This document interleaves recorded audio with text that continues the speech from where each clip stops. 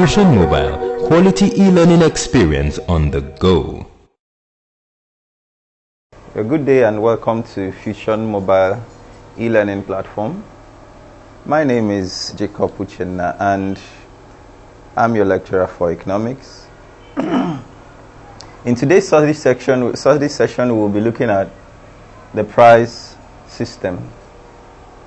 Actually, the price system is a mechanism or a system which determines the prices of goods and services or resources and output or input and output in a given economy. It could be prices of raw materials or production inputs. It could also be prices of intermediate goods. It could also be prices of final products or consumer goods. But whatever you are doing, the price system actually determines what the value or attaches value to goods and services. Now, the price system actually has certain functions. Now, that is on our outline.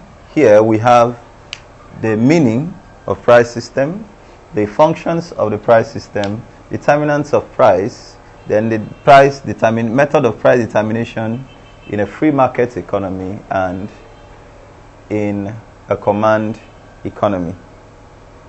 Now, looking at this, we have just said that the price system is a mechanism or system which determines the value or the prices of goods and services, production inputs or raw materials in an economy.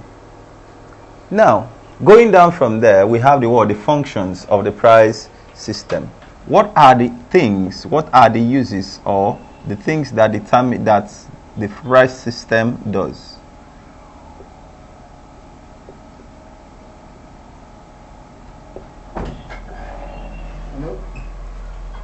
One,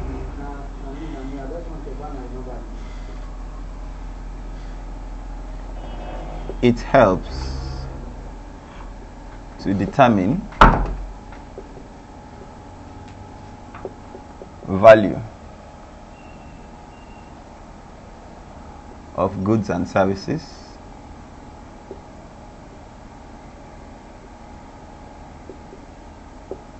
Two,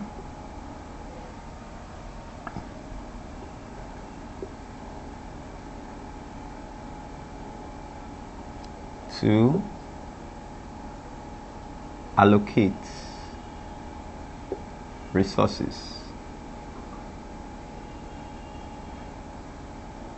3, it adds value, market value.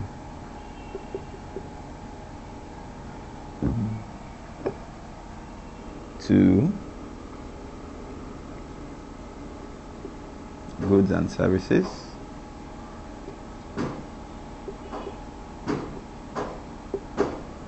4, it is used to encourage or discourage the consumption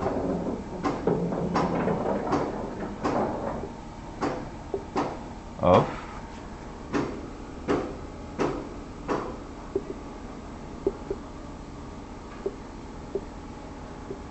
five, regulates production. 6, can serve as a source of motivation.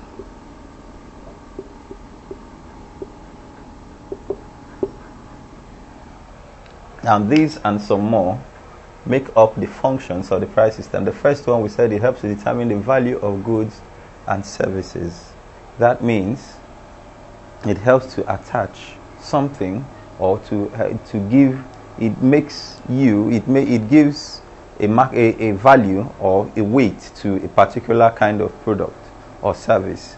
That means whenever products are produced, the price system is used to actually attach some worth to them that makes it marketable. And the second one is that it helps to allocate resources. Sometime earlier, we actually talked about one of the basic economic problems, which we referred to as, which we called for whom to produce. Now, who enjoys and who determines what to produce, or for whom to produce, is determined by the price allocated to it. In a market economy, definitely, the prices are actually allotted according to the forces of demand and supply.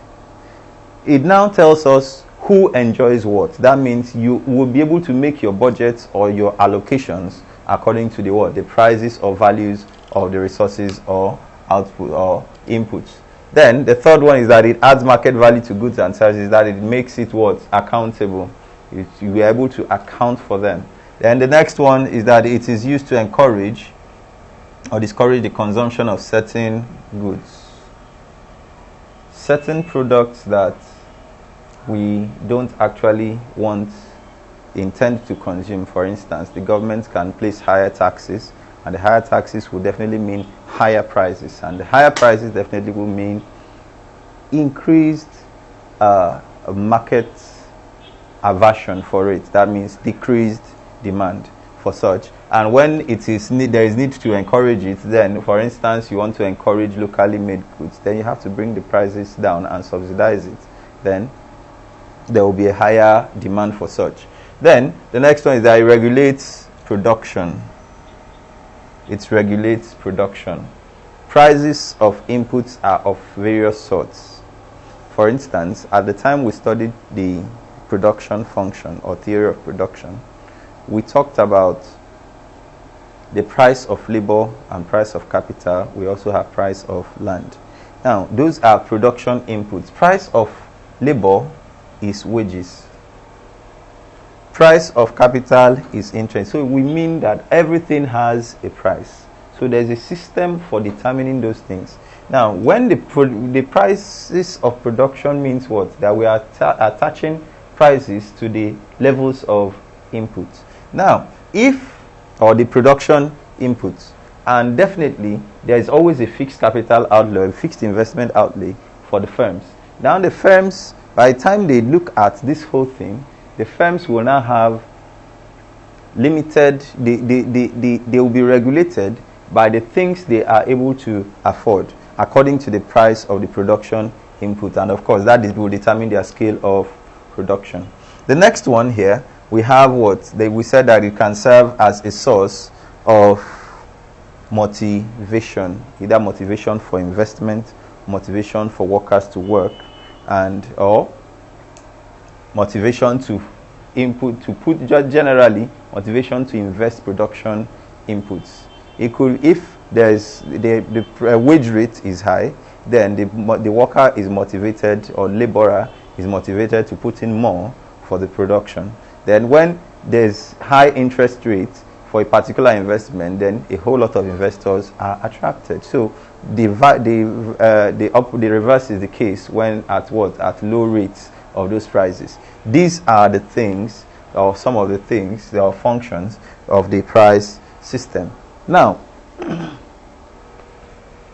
moving down to the next thing on our outline. The next thing on our outline, we have Determinants of price. Determinants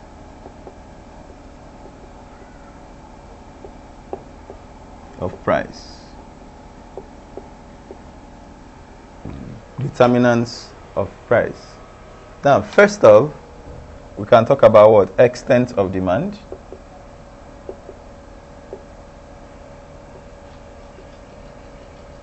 To extent of supply.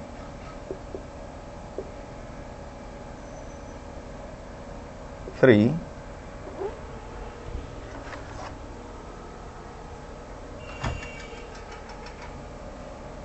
extent of demand, extent of supply, government policy,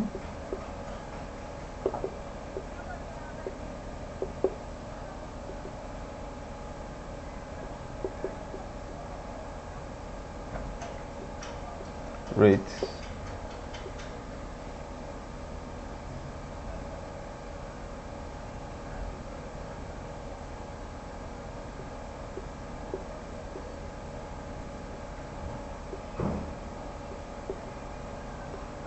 okay. Now we have these. When we talk about the extent of demand, the rate of demand for the product, and if you recall, you can go back to that study session, but we said that that demand is the actual quantity of commodities that individuals are willing to buy at a particular time, place, and price. Now, the price actually directly or affects what? The extent or rate or size of demand. Now, when definitely the law of demand says the higher the price, the lower the quantity is demanded, and so on. Then the next one, the extent of supply means the size of supply. Sizes of supply we are talking about refers to things like, refers to the just similarly to demand, where we said that that supply is the total quantity that the producer is willing to offer for sale at a given time, place, and price. And the last one is the government policy. What is the government policy all about? What do they want to actually achieve? And that is the policy, government policy and economic, and that translates to the word economic goals. What the goals of the government want to be, that determines what they fix the price or regulates prices to be, where the government can actually determine prices.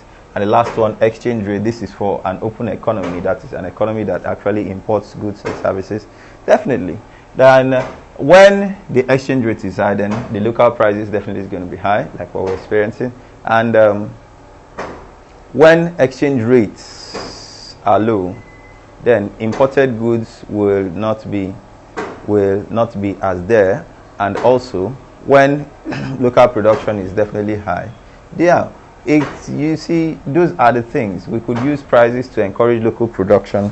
We could actually use prices also to discourage production and exchange rates and so on and so forth. Now, moving down to the next one, where we talked about what? The price, methods of price determination. And first of all, definitely when we studied the alternative economic systems, we looked at two extremes. The two extreme economic systems, the first, the liberalized or market or laissez-faire economy, and the other one is the command, control, or regulated economy. Now, the two extremes, one is actually overrun or regulated or overtaken by the private individuals, which is the free market economy, while the second one, which is the command or control economy, is basically dealing with what? Government ownership of everything, the state ownership and allocation of factors of production. Now, in summary, when we say the price mechanism or the interaction of demand and supply actually determines the price level or the general price level in a free market economy, because the forces of demand and supply are allowed to actually interact. So when they interact, that means that any point where we call the market equilibrium point will determine the quantity demanded or the quantity supplied. If it has to do with resources or production input, then that means that is the point we have to allocate, the quantity we have to allocate at a certain value. While something we call price legislation actually governs the price determination in a controlled economy. But the third economic system we mentioned, or that we have mentioned, yes, talks about a mixed economy. That is a case where certain products are determined by legislation, while certain products are determined by the price mechanism. We'll take a look at these things comprehensively. Price determination.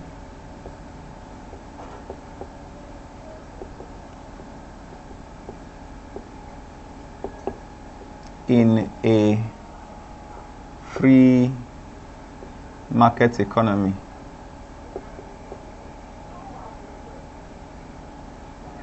Price determination in a free market economy. Now, looking at this, A free market economy, like we said, is an economy which the factors of production are owned, controlled, and managed by the private individuals, and the individual firms or their outputs. What determines the production output is the decisions of the firms. And the firms, their main motive for production, or the thing that encourages them to produce, is profit. They want to make profit and also want to allocate. At the same time, Adam Smith says in his classical theory that demand creates its own supply.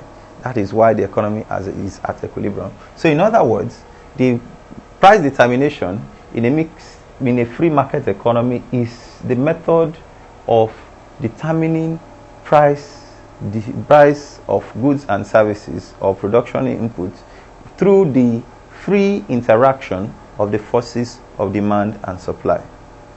The price mechanism is a mechanism, or the price determination in a free market economy is a method whereby the prices of goods and services are fixed or determined in the market or in a free market economy through the free interaction of demand and supply.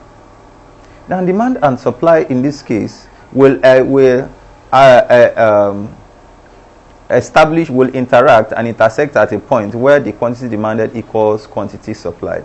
The quantity demanded, at the point at which the quantity at which the same quantity is demanded and supplied is what we refer to as the equilibrium quantity. Equilibrium quantity. While the price at which equal quantity is demanded and supplied is referred to as equilibrium price. While the combination of the equilibrium price and the equilibrium quantity will give us the market equilibrium point. The market equilibrium point is the point of intersection of the demand and supply, and it is determined by the equilibrium price and equilibrium quantity. That means at that point, a given price the elements in the society or the units in the society will be willing to demand the same quantity or supply the same quantity at the same time. Now, graphically,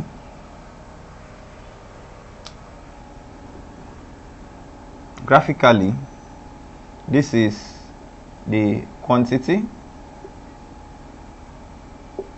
and this is price. We have this and that. Here is demand and here is supply. Now this point here is the equilibrium point. Point A is the equilibrium point. Coming down to this place, this is the equilibrium quantity. Equilibrium quantity.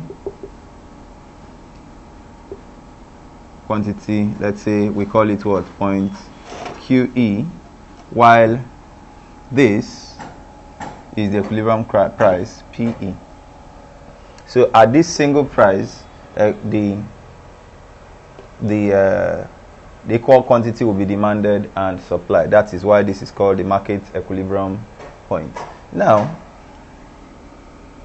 this economy, when these two things are static, when demand and supply is static, and either of these decides to move, it is pulled back into equilibrium by what Adam Smith refers to as the invisible hands. And in a classical economic system, the economy or the macro economy is kept in check through the invisible hands. Now, what we mean is this. Let us say that this prices increase to P1.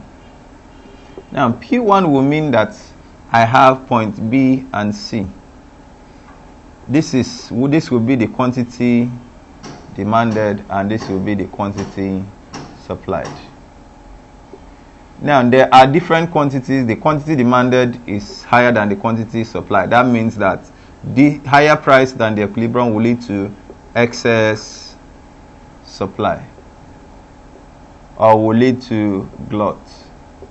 Excess supply will mean that there's so much more in the economy being supplied than what the consumers can afford to purchase. So in other words, it leads to something else. And when such a thing happens, the price needs to come down because there will be wastage, or there will be need for this excess to be actually taken care of. Therefore, prices will start coming down because producers will want to sell off the stock of production. Then prices will start coming down. While as prices continue coming down, people continue to buy more. That is, the lower the price, the higher the quantity demanded, until it gets to the equilibrium point. That happens. So increase in price over the market equilibrium leads to excess demand.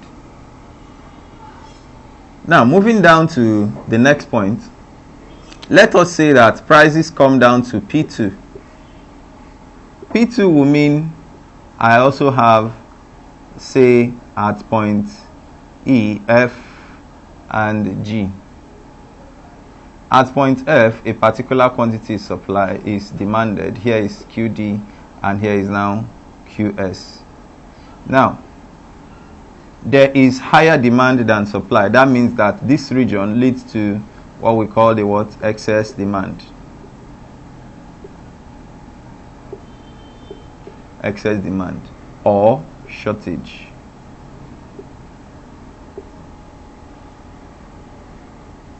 Here would either be called surplus.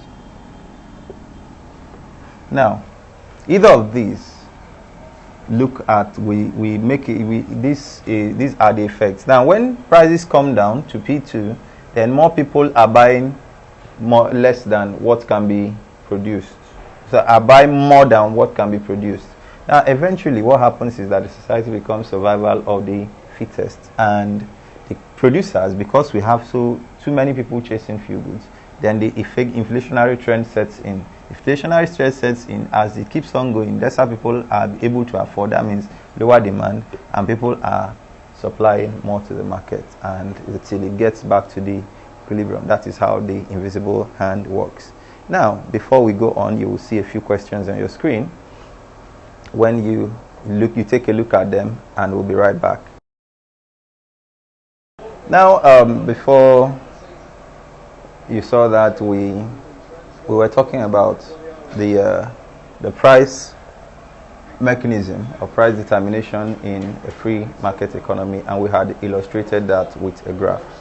Now, graphs, actually, we know, are made from functions. When we study demand and supply, we also mention demand and supply equations and functions. Now, coming down to this place, we now want to analyze the equilibrium market condition, or the market equilibrium conditions, using the mathematical approach. On the board here, I have a question. The demand for apples is represented by the following demand and supply functions, and we have the quantity demanded, that's QD equals 300 minus P, QS equals 150 plus 2P. Then first thing said calculate the equilibrium price and quantity. Second one said prepare a demand and supply schedule for apples using the three prices, 30, 20, 40, and 70 naira. Then the third one, what is the excess demand when the price is 30 naira, and what is the excess supply at a price of 70 naira. Now let's see how we can actually attend to that. Okay, now the first thing here,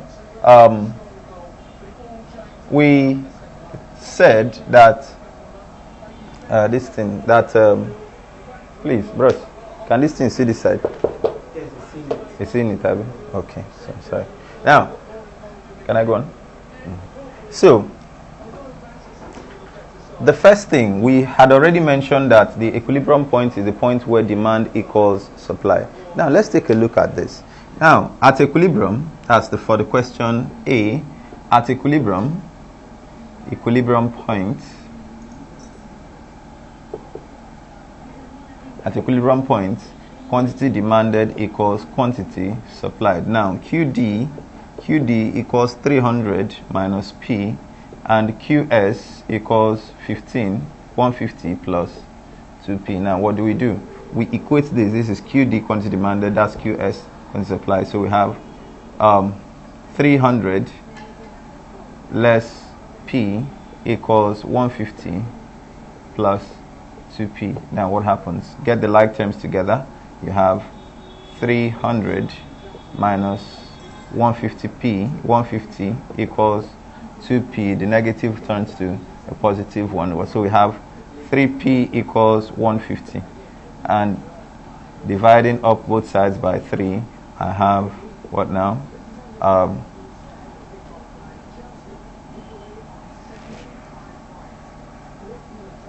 We have 50. So the equilibrium price P equals 50 naira.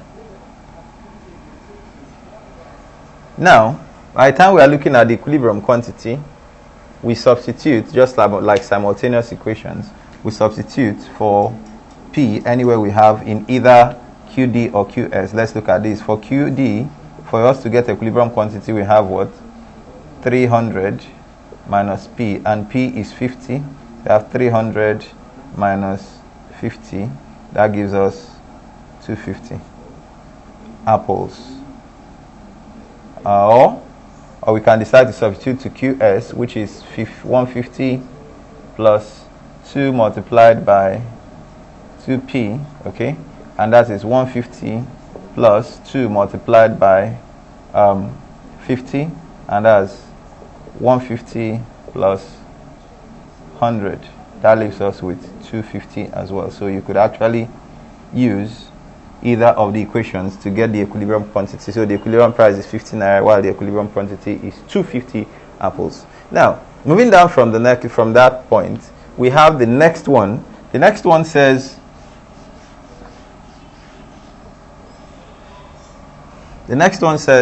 we should calculate the we should prepare a demand and supply schedule using the two prices. The two prices we have there, the three prices rather, is 20, 40 naira and 70 naira. Now, first off, you take 20 naira. So at 20 naira, this is for the question B. At 20 naira, QD equals 300 minus 20, and that is 280 apples. And QS equals 150 plus 2 multiplied by 20, and that is 150 plus 40 to give us 190 apples. Then at a price at how much now? 40 naira, which is the second price. Quantity demanded equals 300 minus 40, and that gives us 260. While QS equals 150 plus 2 multiplied by 40, and that gives us 150 plus 80. That means we have 230 apples.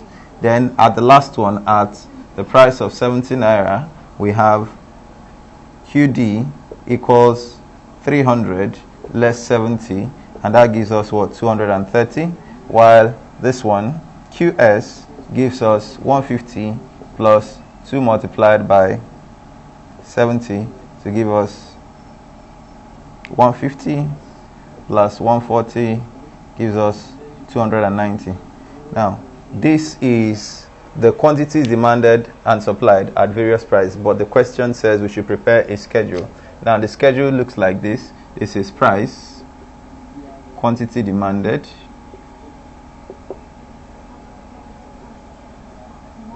and quantity supplied. Okay? Now, first one, price in naira, we have 20, 40, and 70. And the next one, now, at 20, we had how many apples for the quantity demanded? You had 280, and we had the other one, 190. As the price increased to 40 naira, we had 260, and the quantity supplied was 230. And the third one is, what's that? 230 and 290. Now that is the demand and supply schedule, showing the demand and supply situation at 3 prices using the question above. Now the third question here says, what is the excess demand when the price is 30 naira? Excess demand. Now definitely excess demand equals QD minus QS. Now QD equals what? QD is 300 minus P plus 150 plus 2P. What happens is we solve this out. We have, negative here. So we have 300 minus P minus 150 minus 2P. Now that means I have 150 minus 3P. Now P as given equals what now? 30 naira. 30 naira. That means that I have excess demand as it being equal to 150 less 3 times 30. So 150 minus 90 gives us 60 apples. So we have 60 apples in excess. But the excess supply, which is the last question, we should calculate the excess supply. This is number 3 or C. And the fourth one, excess supply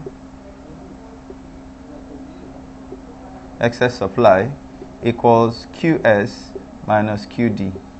And QS is 150 plus 2P minus 300 minus P.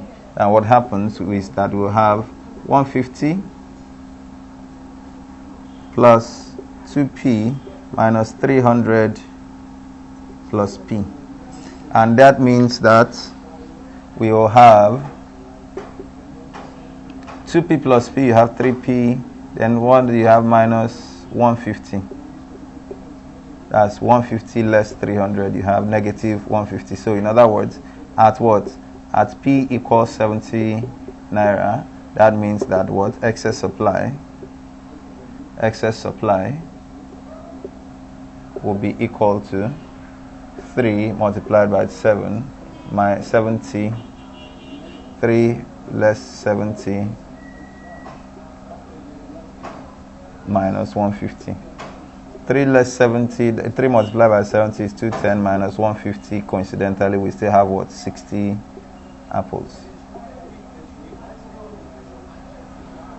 So that's a mathematical approach to the price determination in a free market economy. But prices could change.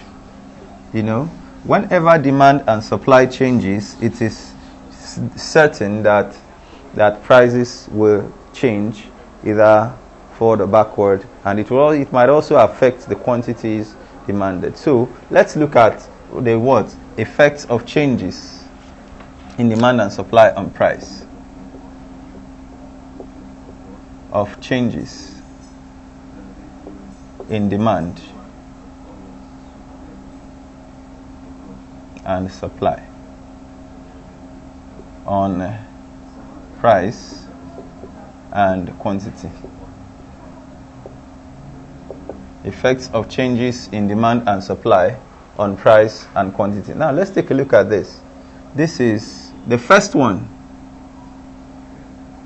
There will be a change in demand. Okay, let's look at this. An increase in demand. Increase in demand. If we recall, when we talked about change in demand, it means movement of the of the demand curve, either to the left or to the right. Then movement to the right movement to the right represents an increase in demand. So which means that here we are assuming, the assumption of this thing is that supply will remain constant. There will not be change in supply, but there will be change in demand. Let's say here is D and here is D1. D1 and D. This is the price column, and here is the quantity column or axis. Okay. Now at the initial price where we have Q and S, D and S, the price here is the equilibrium price and quantity. This is P1 and PQ, P and Q. But moving down to this point, the new point is now D1 and S1S.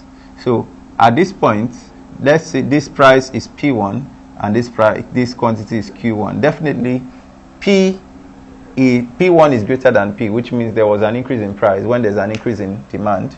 And also, what happened at the new price, there's a higher quantity demanded. So in other words, when there's an increase in demand, prices, equilibrium price or market prices will increase. The same thing, market quantity supplied will also increase.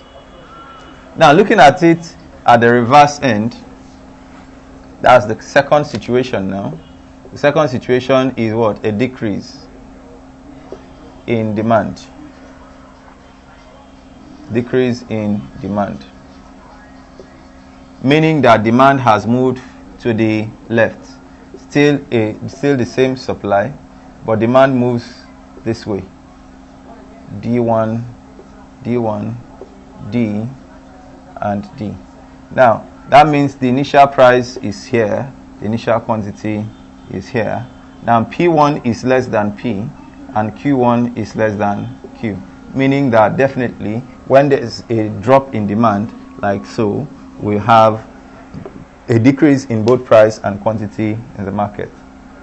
So first one, we said when there's an increase in demand, it affects price and quantity in the same direction, meaning that price will increase, quantity demanded and supplied will also increase. Now, the second one, when price decreases, price and quantity also follow suit.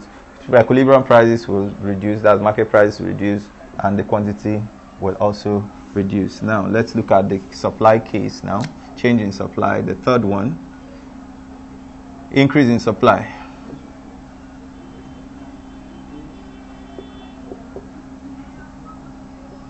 Increase in supply. Now, in this case, we are assuming a constant demand curve. That means there could be a change in quantity demanded, but not change in demand. This quantity, this price.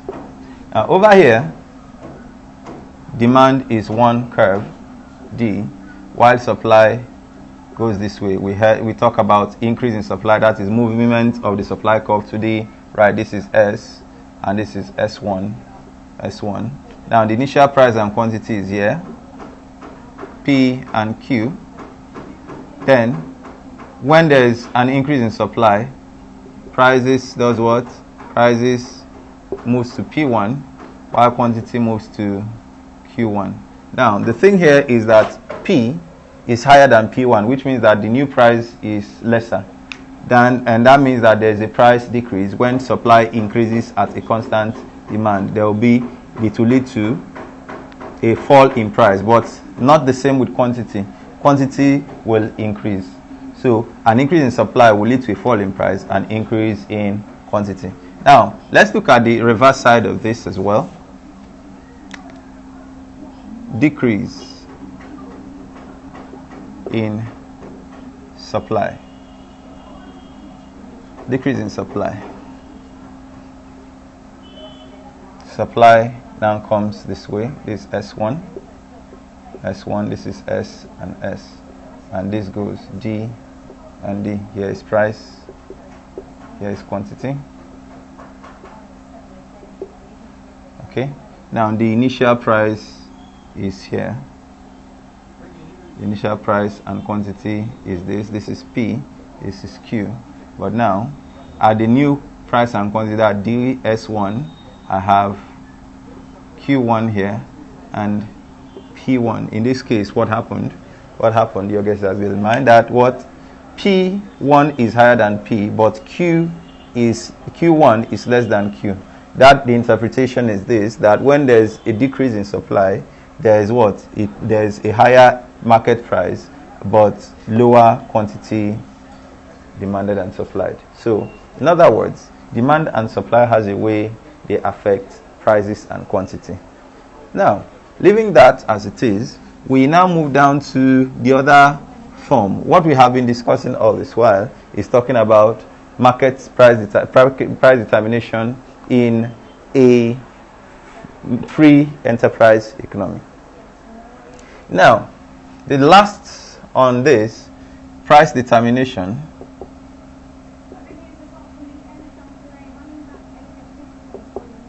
in a command economy.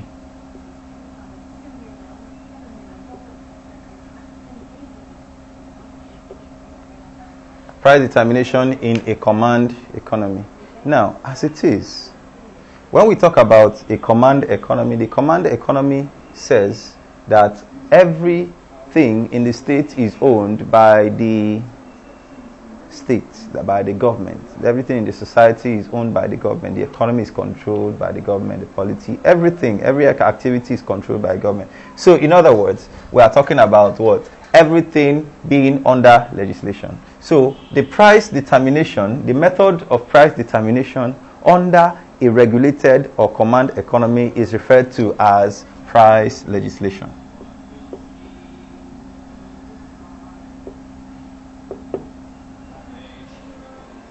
Price legislation refers to the method by which government attempts or fixes prices for goods and services in the economy through acts of parliament or laws, just by legislation, without allowing the free interaction of the forces of demand and supply. In other words, there are two kinds of prices that are involved in price legislation. We have what we call the types of price legislation. We have types of price legislation.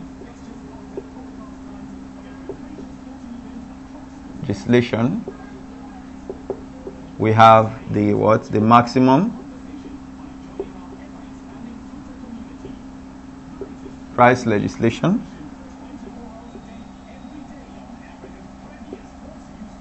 Price legislation, we have minimum price legislation.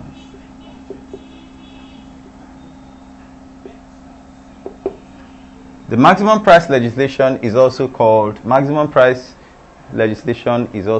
ceiling pricing.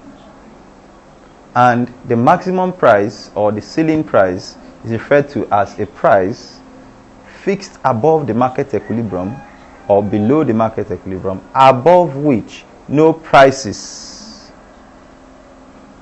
are allowed to rise. That means prices can happen below but not above the maximum price. Now, what that means is that, for instance, if price of petroleum products, specifically PMS, has been fixed at 145 naira per liter, we cannot sell.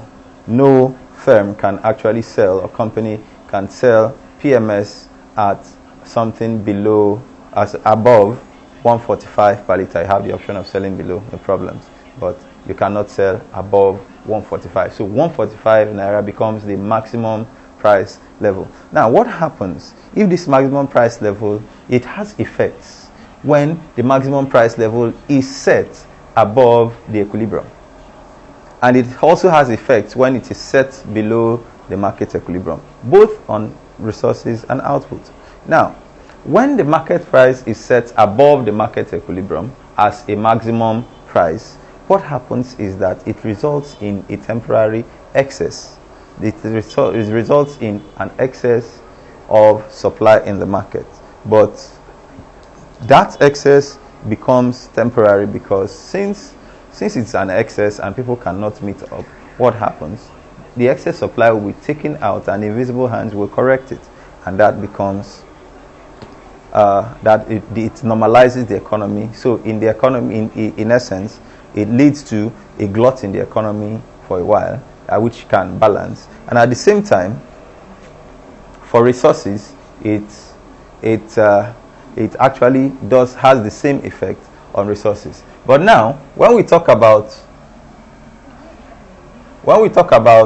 setting prices below the market equilibrium as the maximum price, the effect is that it will lead to artificial scarcity, that is hoarding.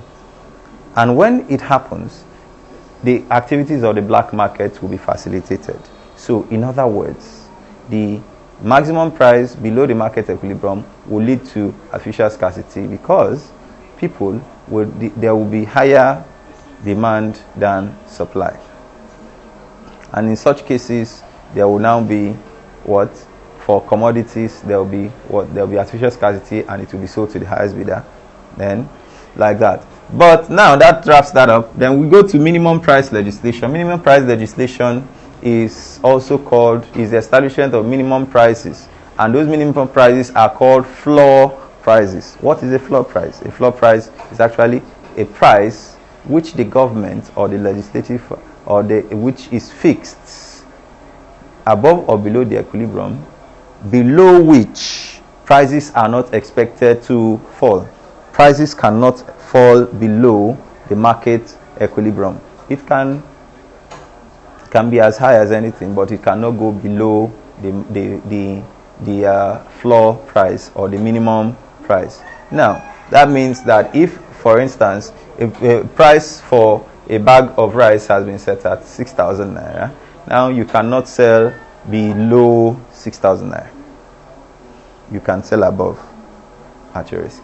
Now, these things can be set above or below the market equilibrium. When a minimum price is set below the market equilibrium, then there is, at the initial stage, people stand a chance of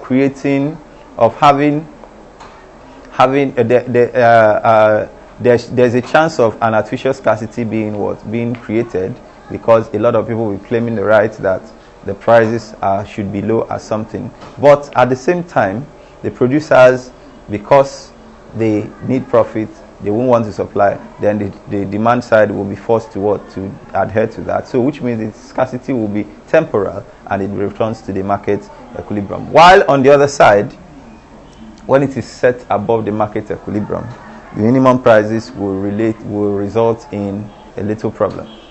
Okay. Now when the minimum price is fixed above the market equilibrium, then prices cannot be sold below the market equilibrium, and that leads to excess supply over demand, and that means that within the economy there will be a glut. Most likely it will now start leading to dumping, because people will not want to sell will not want to lose entirely the capital, definitely, because they can sell at a lower price at any other part. It will continue to happen. So in other words, it will lead to excess supply of either factors or whatever, and definitely factors, because they will not be employed. There will be excess supply to demand of labor. Then when prices are high above the equilibrium, for instance, the minimum wage, if the minimum wage is above the equilibrium wage rate, then what happens is that a lot of companies will not be able to to employ the labor at that point. So which means that definitely there will be high unemployment. The same thing with other resources. So those are the effects of price legislation. And that wraps it up on the theory of price determination. Now the questions will be coming up on your screen again, and you take a look at that. Where you have issues, as usual, go back to the video. Thank you.